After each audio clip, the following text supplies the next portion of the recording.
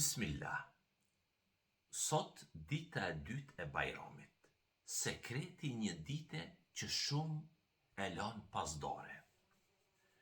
Këshilloj veten dhe ju, mos t'i humbim mirësitë e ditëve të Bajramit, duke u kufizu vetëm në ditën e parë. Dita e dytë e Bajramit, pra dita el-Qarr, Jomul Qarr quhet, është një ditë e bekume. Një ditë qetësie, një ditë falënderimi dhe një ditë afrimi me Allahun.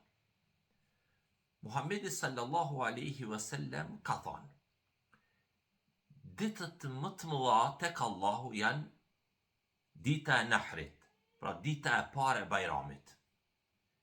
Pastaj dita el-Qarr, dita e dytë e Bajramit. Që do të thotë? Është dita kur njerëzit ndalen pas ibadeteve, adhurimeve të mëdha dhe vazhdojnë, qëndrojnë në mirësi, duke kujtu Allahun dhe duke bo dua dhe lutje. Prandaj, mos e le të kaloj kjo ditë, dita e dytë e Bajramit, dhe ditët në vijim, pa adhurim, pa dua, pa lutje. Shfrytëzoje këtë ditë për një dua, lutje të sinqertë. Shfrytëzoje këtë ditë për një falënderim dhe për një kërkim rahmeti, mëshire nga Allahu, sepse ditët e Bajramit, të kujtojmë edhe një herë, nuk janë vetëm fest, por janë edhe mundësi për t'u afru ma shumë me Zotin tënd.